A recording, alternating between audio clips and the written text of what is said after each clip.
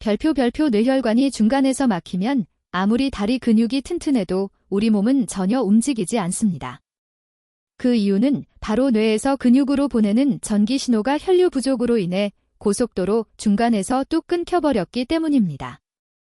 특히 어느 날 갑자기 한쪽 다리에만 힘이 쭉 빠지는 증상은 편측마비라고 부르는데, 이는 뇌의 반대쪽 혈관에 심각한 이상이 생겼다는 아주 명확하고도 강력한 경고 신호입니다. 왜 같은 쪽이 아니라 반대쪽일까요? 우리 뇌의 구조는 아주 신비로워서 왼쪽 뇌는 오른쪽 몸의 움직임을, 오른쪽 뇌는 왼쪽 몸의 움직임을 조절하도록 설계되어 있습니다.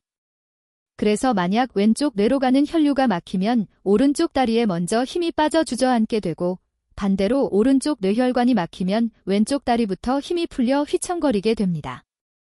이 증상이 정말 무서운 이유는 대부분의 분들이 이 신호를 잠깐 다리가 저리네?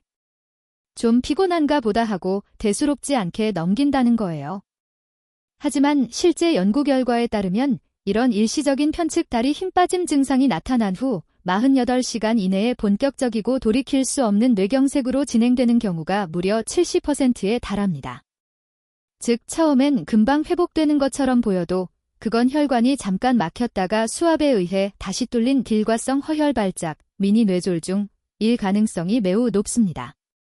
이 골든타임 단계에서 즉각 대응하지 않으면 좁아진 혈관이 결국 완전히 막히면서 영구적인 장애를 남기는 진짜 뇌경색으로 이어집니다.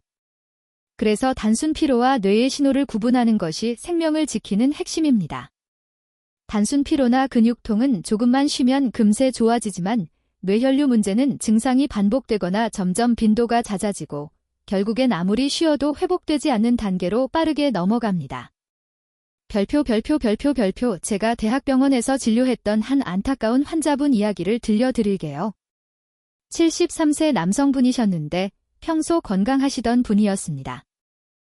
어느 날 아침에 일어나 화장실에 가려다 갑자기 왼쪽 다리에 힘이 하나도 안 들어가서 바닥에 휘청하고 주저앉으셨다고 합니다.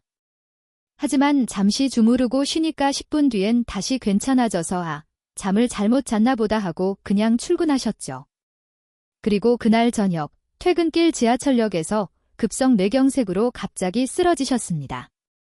나중에 의식이 돌아오신 후 제가 혹시 쓰러지기 전에 다리에 평소와 다른 이상 증상 없었냐고 물어보니까 아침에 한쪽 다리에 힘이 빠졌었다.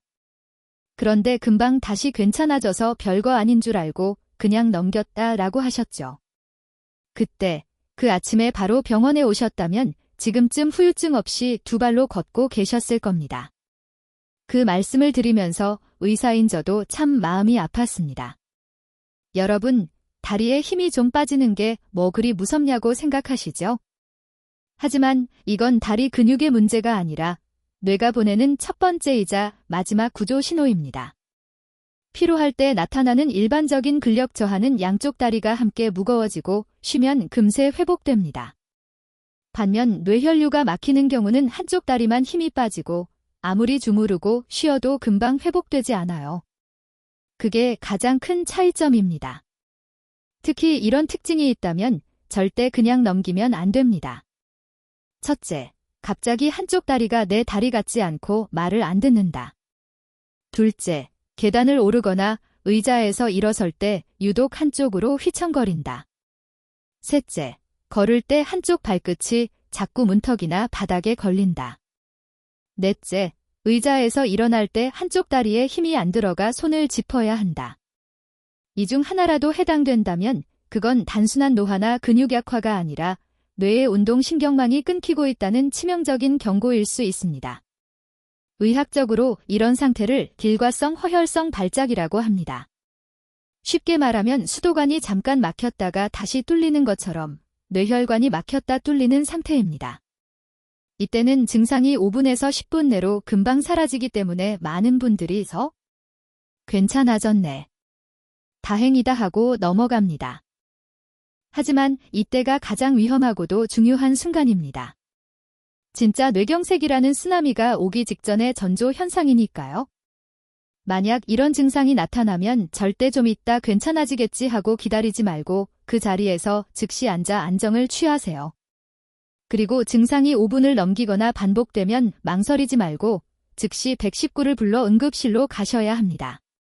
이건 절대 과민 반응이 아닙니다. 뇌세포는 한번 손상되면 다시는 재생되지 않기 때문입니다. 별표 다음 두 번째, 다리에서 시작되는 또 다른 이상 변화, 바로 감각 이상에 대해 말씀드릴게요. 혹시 이런 경험 있으신가요? 발바닥이 내 살 같지 않고 무디거나 뜨거운 물과 차가운 물을 구별하기 어려운 느낌. 마치 맨발인데도 두꺼운 수면 양말을 신고 있는 것처럼 둔하게 느껴질 때 말이죠. 하지만 그게 매번 한쪽 다리에서만 반복된다면 그건 뇌의 감각 중추가 보내는 신호일 가능성이 큽니다. 보통 혈액순환이 나빠지면 양쪽 다리가 함께 차갑거나 저리게 됩니다. 그리고 다리를 뻗거나 주무르면 증상이 완화되죠. 하지만 뇌혈류가 막히는 경우는 다릅니다. 한쪽 다리만 이유 없이 갑자기 감각이 둔해집니다. 그리고 시간이 지나도 자세를 바꿔도 쉽게 사라지지 않아요. 왜 그럴까요? 감각이라는 건 피부에서 바로 느끼는 게 아니라 피부에서 보낸 신호를 뇌의 감각 피질이라는 곳에서 해석해야 비로소 차갑다, 아프다라고 느끼는 것입니다.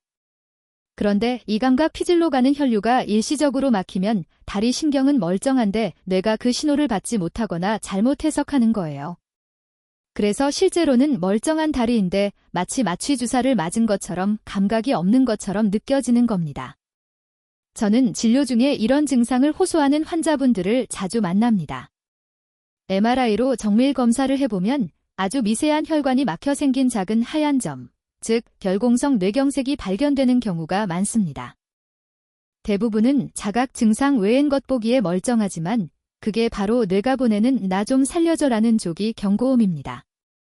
그럼 우리가 흔히 겪는 허리 디스크나 척추관 협착증으로 생기는 저림은 뇌졸중과 어떻게 다를까요? 허리나 척추 신경이 눌려서 생기는 저림은 보통 서서히 오랜 기간에 걸쳐 나타나며 발끝에서 시작해 발목, 종아리로 찌릿하게 퍼지는 형태입니다. 그리고 허리를 굽히거나 펴는 등 자세를 바꾸면 증상이 줄어들거나 심해지죠. 반면 뇌혈류 문제는 어느 날 갑자기 예고 없이 한쪽만 나타나며 자세와 전혀 상관없습니다. 자고 일어났는데 한쪽 발만 멍하다거나 TV를 보고 앉아있다가 갑자기 한쪽 다리 감각이 먹먹할 때 그건 뇌에서 오는 신호일 가능성이 매우 높습니다. 특히 위험한 건 이 증상이 왔다가 씻은 듯이 사라지는 경우입니다. 앞에서 말씀드렸죠? 혈관이 잠깐 막혔다가 다시 열리는 미니 뇌졸중 상태. 잠시 저렸다가 괜찮아졌다고 쥐가 낯섰나 보다 하고 안심하지 마세요. 그건 진짜 대형 뇌경색으로 이어지기 전 단계일 수도 있습니다. 시청자분들, 다리 저림을 절대 무시하지 마세요. 그게 양쪽 다리 모두 오래 앉아있을 때만 자세에 따라 달라지는 저림이라면 안심하셔도 됩니다. 하지만 한쪽만 이유 없이 갑자기 자주 반복되는 저림이라면 그건 단순한 혈액순환 문제가 아닙니다. 그건 뇌혈관이 내가 지금 막히고 있어. 위험해 라고 소리치고 있는 겁니다. 별표 이제 여기서 한 가지 아주 중요한 팁을 덧붙이겠습니다. 다리의 저림과 함께 얼굴이나 팔 한쪽이 동시에 둔해지거나 남의 살처럼 느껴지는 경우, 그건 거의 90% 이상 뇌에서 오는 확실한 신호입니다. 왜냐하면 우리 뇌의 구조상 다리, 팔, 얼굴의 감각을 담당하는 신경회로가 한 곳에 모여 있기 때문이에요. 그래서 뇌혈류가 줄어들면 이 세 부위가 함께 이상해지는 경우가 많습니다. 왼쪽 다리가 저린데 이상하게 오늘따라 왼쪽 볼이 묵직하고 얼얼하다 이 두 가지가 함께 나타난다면 1분 1초도 지체하지 말고 즉시 병원 응급실로 가셔야 합니다. 방금 말씀드린 것처럼 다리의 감각이 둔해지고 저림이 반복되면 그 다음 단계로 아주 자주 나타나는 변화가 있습니다. 바로 걸음걸이의 이상, 특히 발끝이 바닥에 질질 끌리는 현상이에요. 의학적으로는 발목을 들어 올리는 힘이 빠져 발이 아래로 툭 떨어지는 조카수, 포트 드라프라고 부릅니다. 이게 무서운 이유는 환자 본인은 서서히 진행되어 잘 모르는 경우가 많다는 겁니다. 그런데 같이 사는 가족이나 친구가 먼저 눈치채고 말해줍니다. 여보, 요즘 걸음걸이가 좀 이상하네? 술 취한 사람처럼 비틀거려 발을 왜 자꾸 바닥에 끌면서 걸어다녀? 시끄럽게 이런 말을 최근에 들은 적이 있다면 그건 몸이 이미 뇌졸중의 위험 신호를 보내고 있는 것일 수 있습니다. 제가 독일 병원에서 연수할 때 실제로 있었던 일입니다.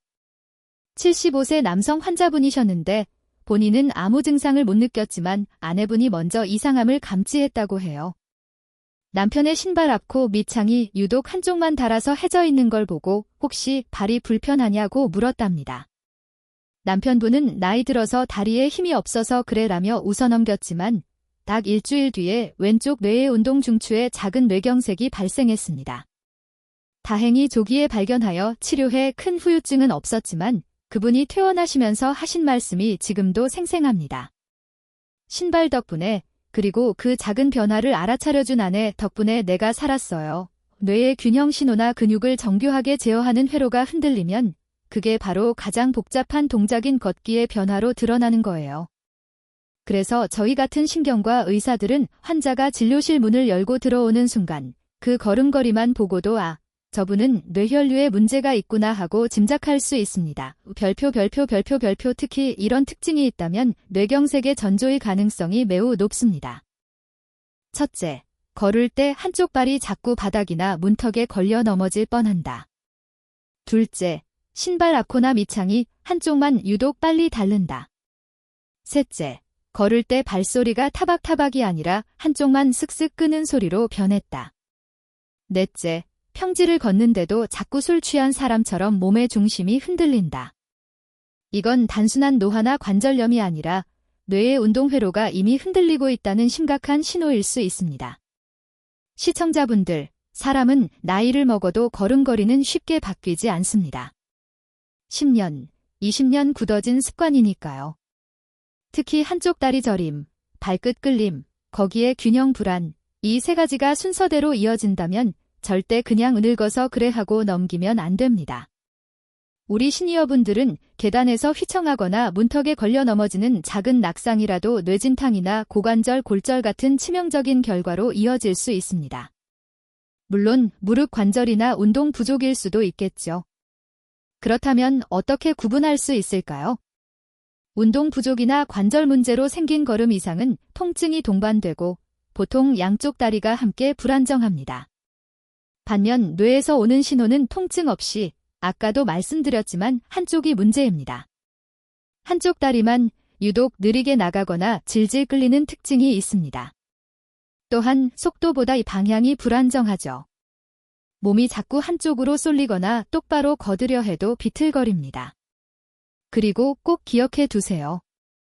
걸음걸이 이상은 예고 없는 증상이 아닙니다. 거의 대부분 그 전에 다리에 힘 빠짐이나 찌릿한 감각 이상이 먼저 옵니다.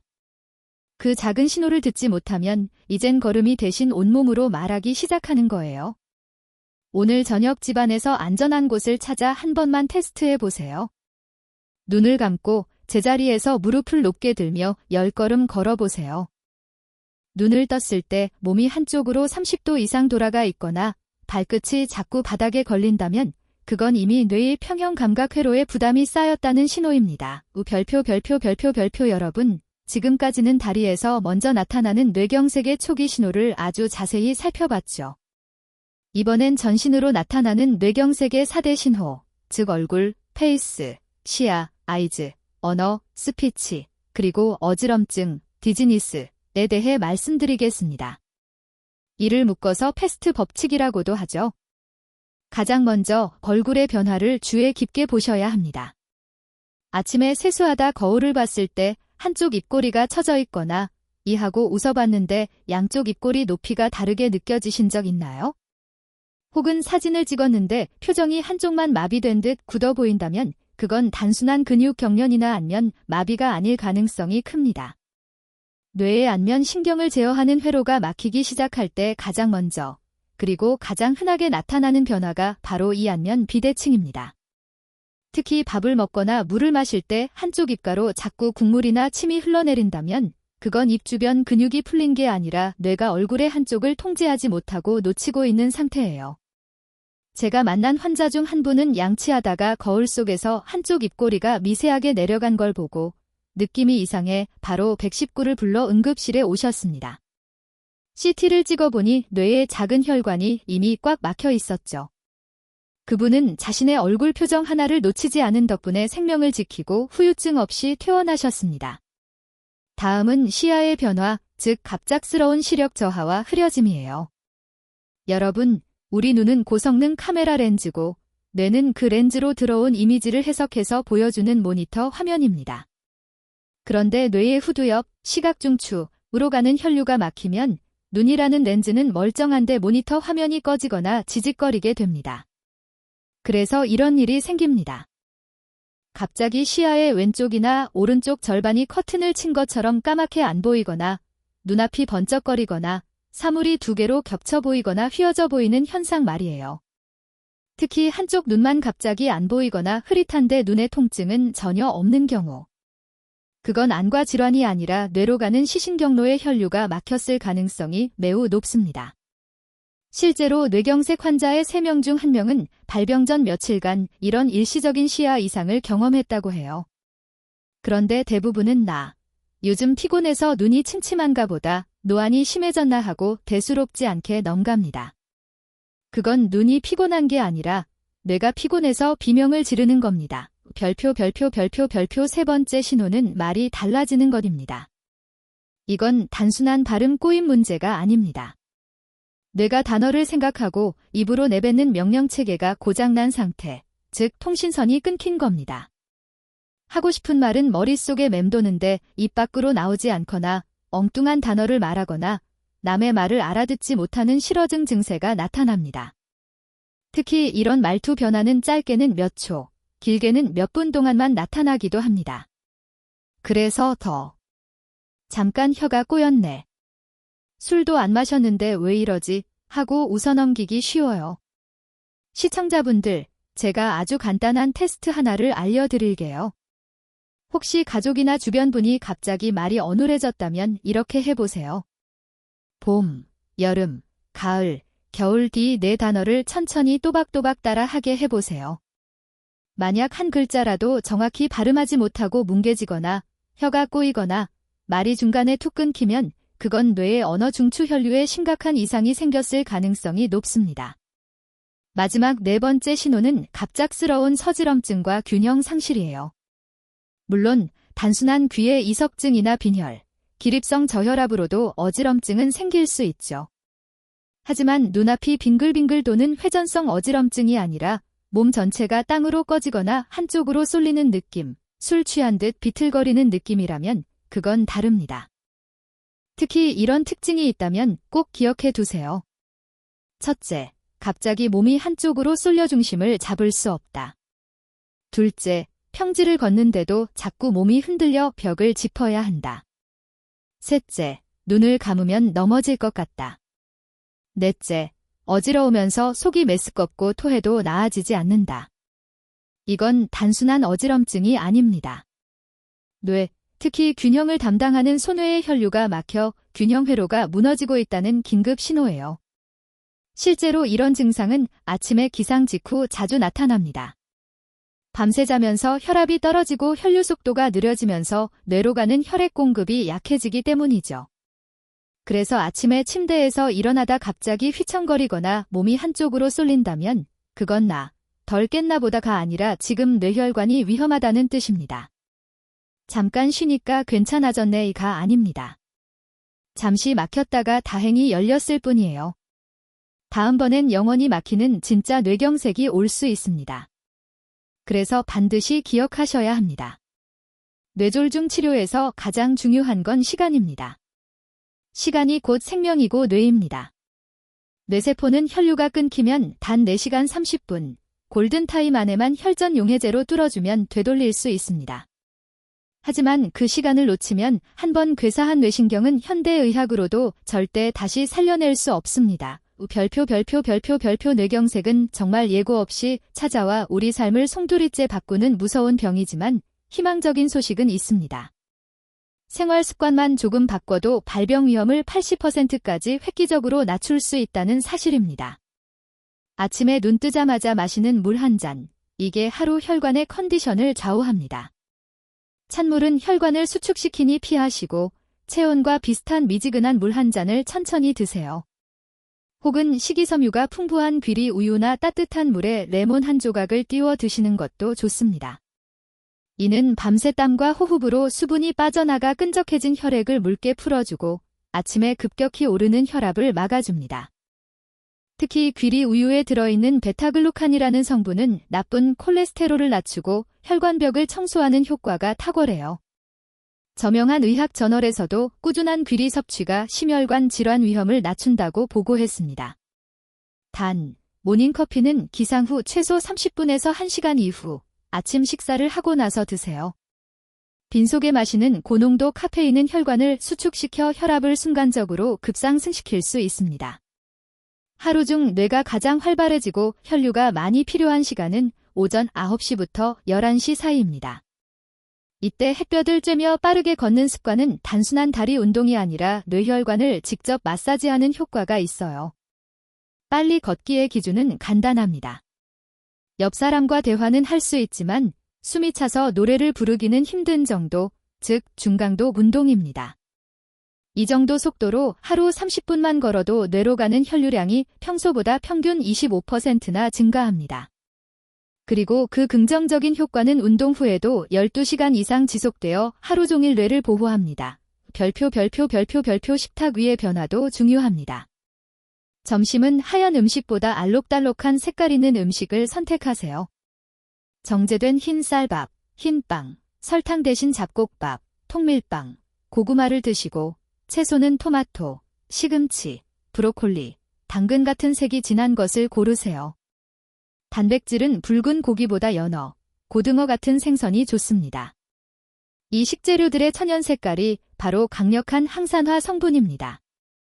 빨간색 리코펜은 혈관을 보호하고 초록색 엽록소는 염증을 줄이며 노란색 베타카로틴은 피떡 생성을 막아줍니다.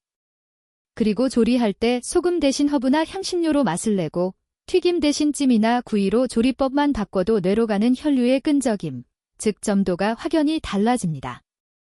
많은 분들이 오후 3에서 4시쯤 피곤하면 당이 떨어진다며 믹스커피나 과자를 찾거나 엎드려 주무시죠. 그 시간이 바로 생체 리듬상 뇌혈류가 가장 떨어지고 혈전이 잘 생기는 마의 시간대입니다. 이럴 때는 억지로 참지 마시고 딱 5분만 자리에서 일어나 창문을 열고 신선한 공기를 마시며 어깨를 돌리고 가볍게 스트레칭하세요. 뇌는 정적인 휴식보다 가벼운 움직임을 통해 활력을 되찾습니다. 특히 만병의 근원인 스트레스는 혈관을 수축시키는 가장 큰 원인이에요. 화가 나거나 긴장될 때 4초간 숨을 천천히 들이마시고 7초간 길게 내쉬는 심호흡만으로도 부교감 신경이 활성화되어 혈관이 확장되고 뇌산소 공급이 늘어납니다. 이건 종교적인 명상이 아니라 의학적으로 입증된 즉각적인 뇌혈류 개선법입니다. 저녁은 하루를 마무리하고 되돌리는 시간입니다. 고혈압, 당뇨가 있으신 분들은 이때 혈압과 혈당을 체크하는 게 제일 정확합니다. 하루 동안의 활동과 식사가 반영된 수치니까요. 그리고 자기 전 저녁 식사는 너무 짜거나 기름진 음식은 피하세요. 밤새 소화되면서 혈액을 더 끈적하게 만듭니다. 잠자기 1시간 전 미지근한 물 한 잔이나 따뜻한 캐모마일 같은 허브차 한 잔은 숙면을 돕고 밤사이 혈전을 예방합니다. 특히 수면 부족은 뇌경색 위험을 2배로 올립니다. 잠을 자는 동안 뇌는 노폐물을 청소하기 때문이죠. 최소 6시간 이상, 가능하면 7시간의 질 좋은 숙면을 목표로 하세요. 아침엔 물 한 잔, 낮엔 30분 걷기, 저녁엔 혈압 확인. 이 3가지만 매일 지켜도 뇌혈관 나이는 10년 이상 젊어진다는 수많은 의학 데이터가 있습니다. 제가 환자분들에게 자주 드리는 말이 있어요. 가장 무서운 건 병이 아니라 나쁜 습관이고 가장 좋은 명의는 좋은 습관이다. 오늘부터 거창한 목표 말고 단 하나만 바꾸셔도 됩니다. 그 작은 변화가 건강한 노후의 시작입니다. 별표 여러분, 뇌경색은 복잡해 보이지만 결국 피가 굳어서 막히는 병입니다. 그 피를 막히게 하는 주범이 바로 혈전, 즉 끈적한 피떡이죠. 이 혈전이 생기는 이유는 단순합니다. 혈관 안쪽 벽이 고혈압이나 당뇨로 상처가 나고 거기에 기름 찌꺼기와 염증 물질이 덕지덕지 달라붙으면서 피가 굳어버리는 거예요. 그런데 놀랍게도 우리 주변에 이 피떡을 녹이고 혈관을 청소해주는 고마운 음식들이 있습니다. 그중 하나는 의외라고 생각하실 수 있는 다크 초콜릿입니다. 초콜릿이 혈관에 좋다고요? 당뇨 걸리는 거 아니에요. 이렇게 놀라시는 분들 많죠. 하지만 이건 설탕 덩어리 밀크 초콜릿이 아닙니다. 카카오 함량이 70% 이상인 쌉싸름한 다크 초콜릿입니다. 카카오 속에 풍부한 플라바놀이라는 성분이 체내에서 산화질소를 생성해 혈관을 부드럽게 확장시키고 혈압을 안정시켜줍니다. 단, 반드시 카카오 함량 70% 이상, 당분이 적은 제품을 드셔야 합니다. 단맛이 강한 초콜릿은 오히려 설탕 때문에 혈관 염증을 일으킬 수 있거든요. 저는 보통 오후 3시쯤 나른하고 스트레스가 쌓일 때 약 대신 다크 초콜릿 작은 조각 한두 개를 드시라고 추천합니다. 혈관 건강에도 좋고 기분 전환도 됩니다. 또 토마토를 자주 드세요. 토마토의 붉은 색소인 리코펜 성분은 혈관의 산화를 막아 동맥이 딱딱하게 굳는 걸 예방해줍니다. 토마토는 그냥 생으로 드셔도 좋지만 살짝 데치거나 올리브유에 볶아서 익혀 먹으면 리코펜 흡수율이 생으로 먹을 때보다 무려 3배 이상 올라갑니다. 리코펜은 지용성이라 기름과 함께 먹어야 몸에 쏙쏙 들어오거든요. 그리고 혈관 청소부의 끝판왕, 등푸른 생선입니다. 고등어, 꽁치, 정어리 같은 등푸른 생선의 풍부한 도메가-3 지방산은 피를 맑게 하는 정도가 아니라 혈관 벽의 염증을 가라앉히고 혈관 자체를 탄력 있고 젊게 만들어주는 역할을 합니다. 일주일에 최소 2번에서 3번은 꼭 밥상에 올리세요. 특히 중요한 건 튀김 옷 입혀서 기름에 튀기지 말고 굽거나 쪄서 담백하게 드셔야 좋은 기름을 온전히 섭취할 수 있다는 점 기억해 주세요. 이 3가지, 다크 초콜릿, 토마토, 등푸른 생선의 공통점이 있습니다. 바로 혈관 내 염증을 줄인다는 거예요. 결국 뇌경색의 핵심 원인은 만성 염증입니다. 혈관이 자극받고 붓고 손상되면서 그 위에 혈전이 생기고 그게 굳어버리면 결국 뇌로 가는 길이 막히는 거예요. 아침 식사 때 토마토 주스 한 잔이나 익힌 토마토, 오후 간식으로는 다크 초콜릿 한두 조각, 저녁 반찬으로 등푸른 생선 한 토막. 이렇게만 챙겨주셔도 여러분의 혈관은 매일매일 깨끗해질 겁니다. 별표 여러분, 오늘 제가 긴 시간 동안 말씀드린 다리의 미세한 변화와 얼굴, 치아, 말, 균형에서 나타나는 신호들. 이건 모두 뇌가 보내는 아주 조용하지만 절박한 구조 요청입니다. 우리 몸은 절대 거짓말하지 않습니다. 그리고 예고 없이 무너지지 않습니다. 오늘따라 다리가 좀 이상하네, 눈이 왜 이렇게 침침하지 하는 작은 변화 하나하나가 주인님, 저 지금 힘들어요. 좀 봐주세요. 라는 신호일 때가 많습니다. 그 신호를 무시하지 않고 귀 기울이는 것. 그게 바로 100세까지 건강한 뇌를 지키는 비결입니다. 오늘 영상이 여러분과 가족의 건강을 지키는데 작게나마 도움이 되셨다면 좋아요와 구독, 그리고 알림 설정까지 꾹 눌러주셔서 앞으로도 저와 함께 건강한 습관을 만들어 가시길 바랍니다. 지금까지 여러분의 뇌 건강을 책임지는 신경과 전문의 민현우였습니다. 경청해 주셔서 감사합니다. 별표.